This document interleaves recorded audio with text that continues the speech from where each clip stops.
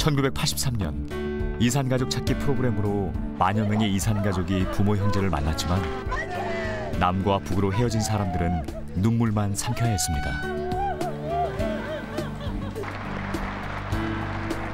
방송은 전쟁의 비극을 전 세계에 알리며 남북 이산가족 상봉을 위한 노력으로 이어졌습니다. I've heard about the program that uses television to reunite families that have been torn apart. Full reunification of families and peoples is a most basic human right. 남과 북의 혈육들이 만난 이번 1985년 9월 남북 이산가족의 최초 상봉이 이루어졌습니다. 이산가족 50명씩 휴전선을 넘었는데요. 34년 만에 아버지를 만난 두 아들.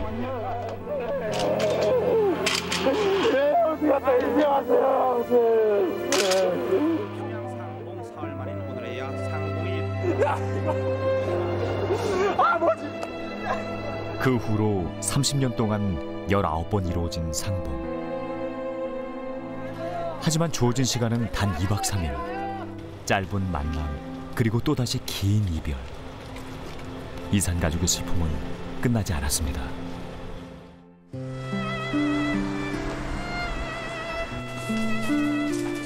한복집을 운영하고 있는 김명복 씨는 2014년 2월 꿈에 그리던 누나를 만났습니다.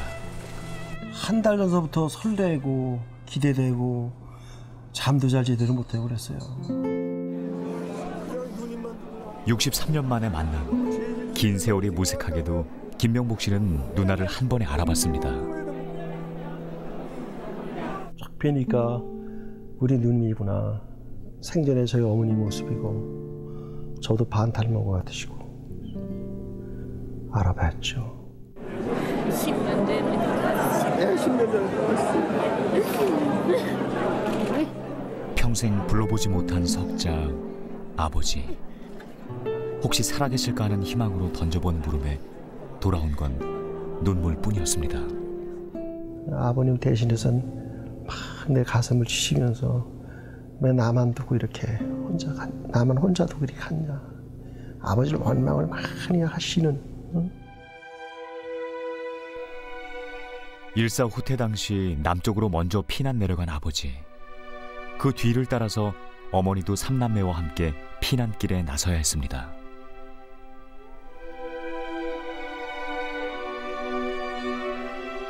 하지만 혼자서 젖먹이 아이를 업고 4살 난 아들과 6살 난 딸을 모두 데리고 나올 수는 없었습니다.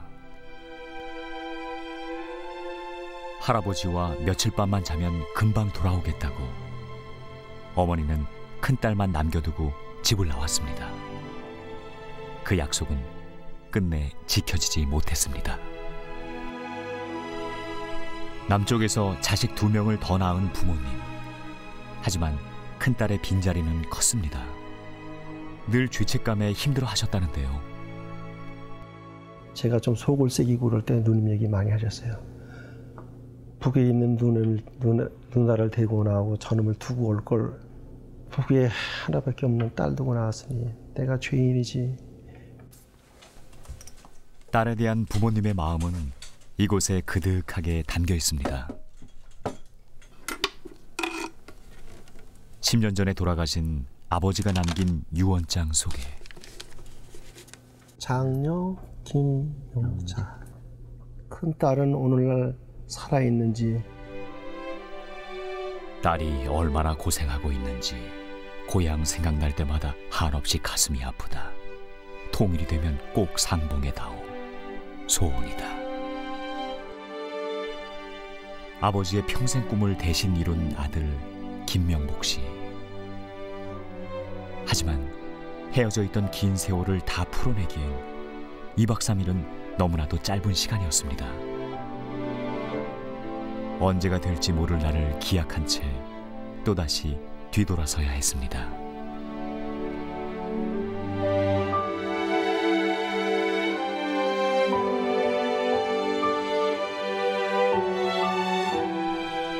일상으로 돌아온 지 1년. 김명복 씨에게 남은 건 누나와 찍은 사진 한 장뿐입니다. 같이 살았으면 좋겠다는 생각. 가슴이 막 벅벅해가지고 내가 그거 보면은 가슴이 너무 미어져요.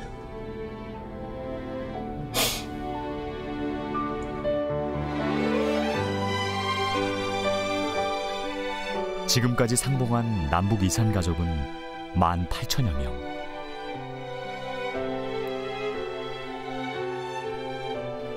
그러나 재회의 기쁨보다 슬픔이 더 큰 것은 어쩌면 지난 만남이 생의 마지막일지도 모르기 때문입니다. 그리고 이런 아쉬운 상봉의 기회조차 얻지 못한 이산 가족만 6만 명입니다.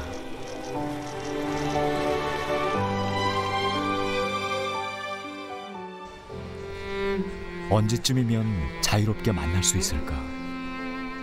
마음이 답답할 때면 많은 이산 가족들이 임진각을 찾습니다. 이산 가족 상봉하고 후에 와서 누님 생각나가지고 이 왔다가 이걸 꼬리표를 썼어요. 우리 통일돼서 빨리 만나요, 누님. 누님 이름 쓰고 내 이름 쓰고 그랬거든요. 근데 그 이후에도 엄청 붙었네. 그때 이렇게 많지 않았을 것 같은데. 6.25 전쟁이 일어난 지 65년이 흘렀지만 임진각은 여전히 아픈 곳입니다.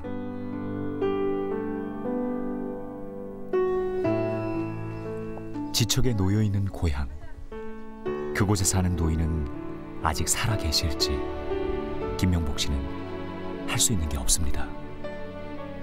누님 뵌 지도 1년이 넘었네요. 여전히 많이 아프시죠? 참 속이 상합니다.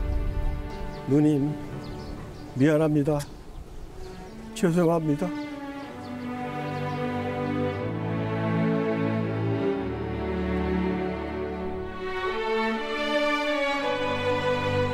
조만간 또 만납시다. 빈말조차 할 수 없는 슬픈 이별. 이들이 다시 만날 그날은 언제가 될까요?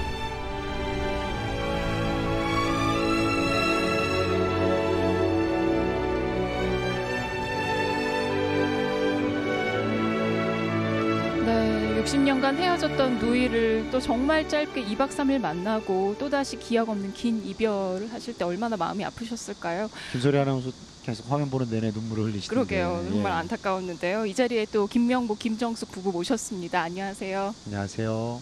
네, 마지막으로 누나랑 헤어질 때 어떤 말씀하셨어요? 말씀보다도 많이 울었습니다. 네. 누님의 그 마른 모습이 너무 안쓰러워서 제가 좀 돌봐드려야 되는데 그럴 수는 없잖아요.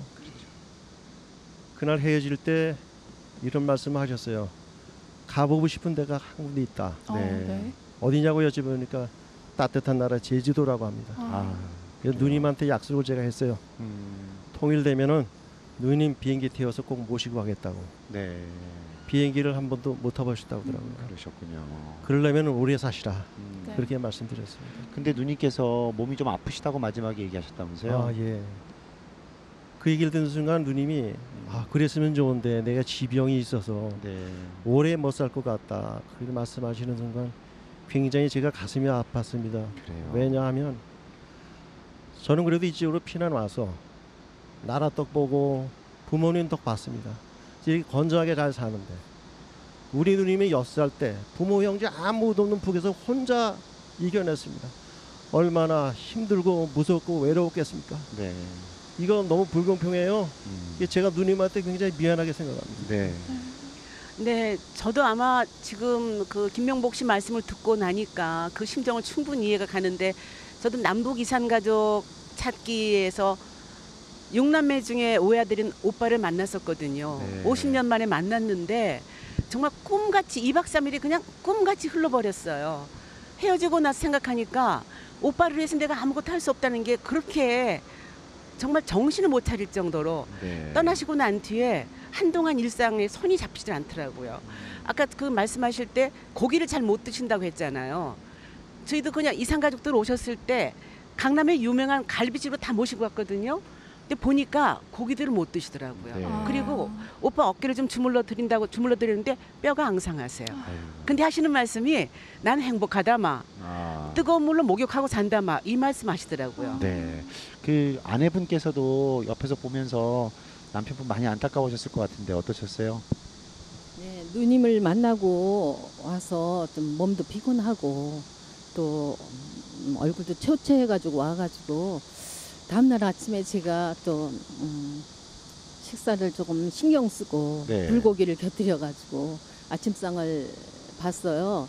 근데 상 앞에서 그냥 울더라고요. 아유. 그래서 제가 놀랐죠. 그러고 있다 끝내 상을 물리고 말더라고. 그래가지고, 그때 왜 누님 생각이 나서 예. 그렇구나. 그때 생생히 생각나는 게 우리는 고기를 2번밖에 못 먹는다가 아니고 1년에 고기를 2번씩이나 먹는다고 자랑스럽게 말씀하셨습니다. 네.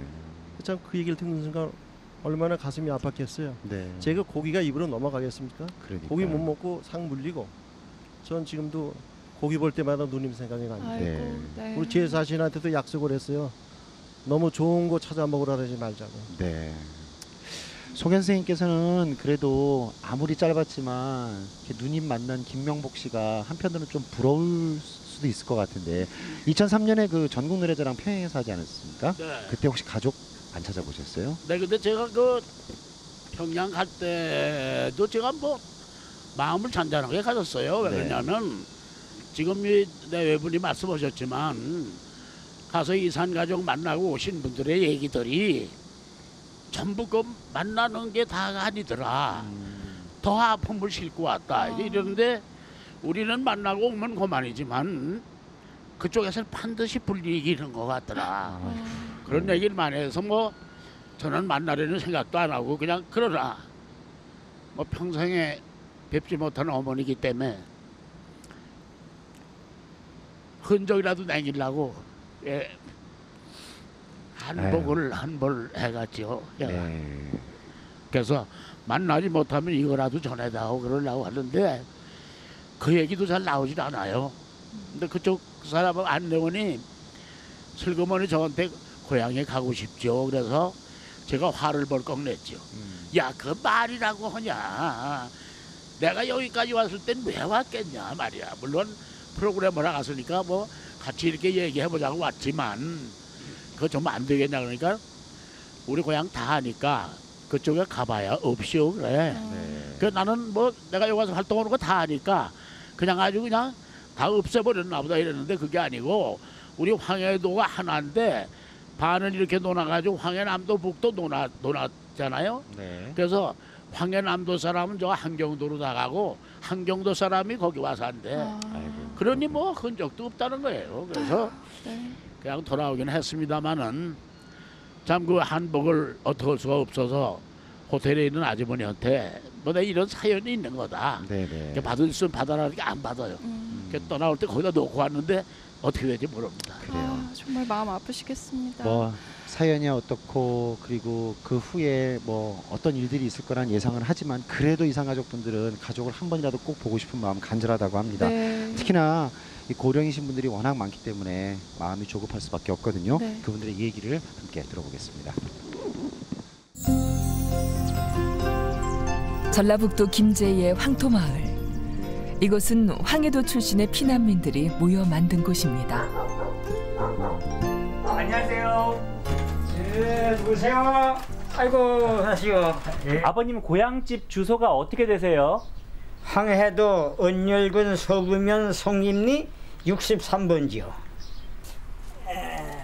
65년 전 북녘의 고향을 떠나온 김창섭 할아버지. 할아버지에겐 소중히 아껴온 물건이 있습니다. 제가 일사 후퇴째 그 피란 나우서부터 쓴 거예요. 고향을 떠나기로 결심한 순간부터 남쪽에 정착하기까지를 기록한 피난일기. 기억으로 남기자 하는 걸 의해서 써놨던 건데 하다 보니까 이게 매일 쓰게 되더라고요. 내가 죽더라도 후세 내 손자들이 아 우리 할아버지가 이렇게 고생하면서 살았구나 하는 것을 좀 추우는데 이게 보려고 쓰다 보니까 이게 됐네요.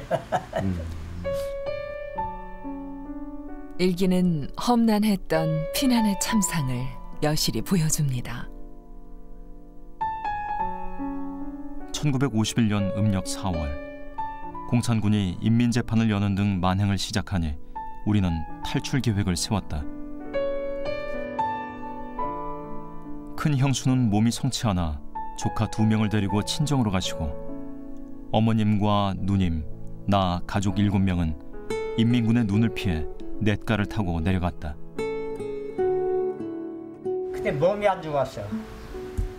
몸이 안 좋아가지고 그럴 밤에 올 수가 없네. 그래서 나왔으면 그 딸 둘은 다 데리고 나왔을 텐데 그래 못 나왔어요. 그것이 마지막이었습니다.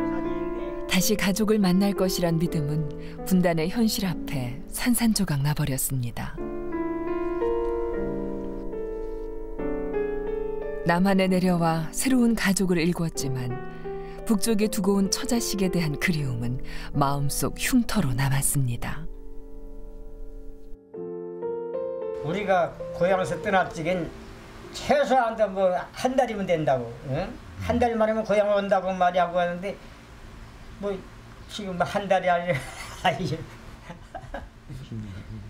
65년이 흘렀어요.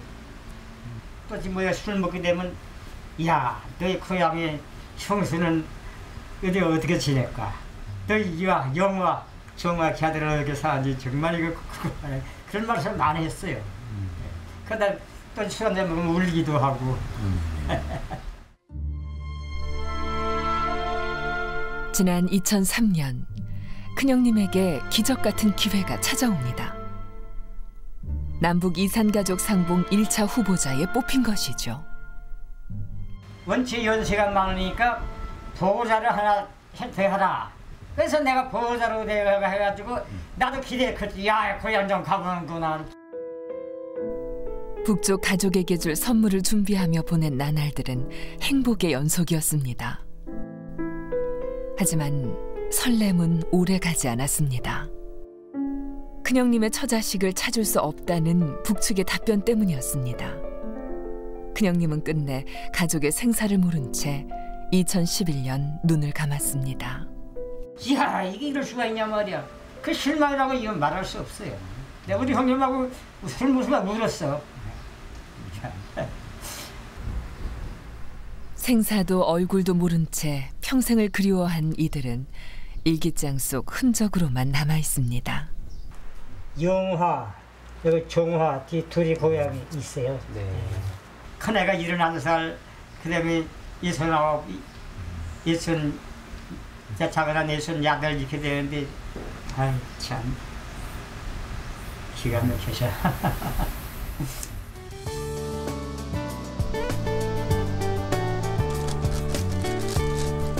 6살 조카의 모습에서 멈춰버린 할아버지의 기억.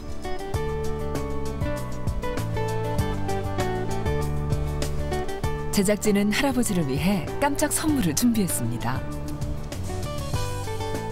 큰형님의 생김새를 본떠 조카의 현재 모습을 특수 제작한 건데요. 제가 아버님 얼굴을 뵈니까 이제 특징적으로 눈이 많이 처져 있으시더라고요. 그래서 따님이지만 눈매는 거의 비슷하게 닮기 때문에 그 부분을 맞춰 나가는 그런 과정이라고 보시면 돼요. 입술도 좌우가 많이 내려오셨어요. 살아있다면 70이 넘었을 나이. 이제는 백발의 할머니가 되었을 조카는 어떤 모습일까요?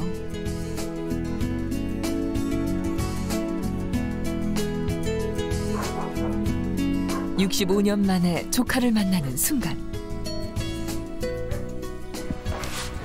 이게 저희가 큰형님 사진으로 이렇게 복원한 조카 얼굴이에요. 그지.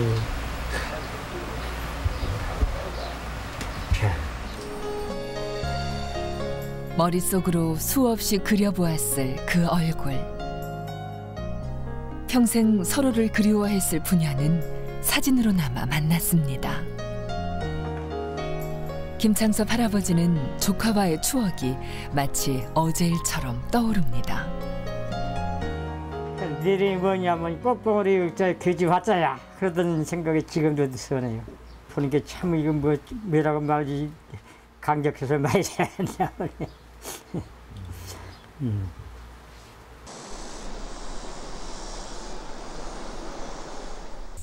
조카의 사진을 들고 한달음에 달려온 곳. 4년 전 돌아가신 형님이 계신 곳입니다. 형님, 전 막내 창섭이가 왔습니다. 죽는 순간까지 그리워한 얼굴. 생전에 실제로 만났더라면 얼마나 좋았을까요? 형님, 고향에 있는 영화를 얼마나 그리고 생각했습니까? 형님네 큰딸 영화가 이렇게 있다는 것만 이리 생각해 주십시오. 할아버지는 죽기 전 단 한 번만이라도 조카를 만날 수 있길 소원해 봅니다.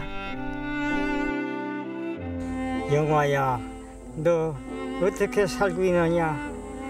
너의 어머니, 작은 어머님이 돌아갈 줄 안다. 내 아버지는 너희들 내 어머니를 보고 싶어 항상 고민하다가 이미 세상을 떠났어.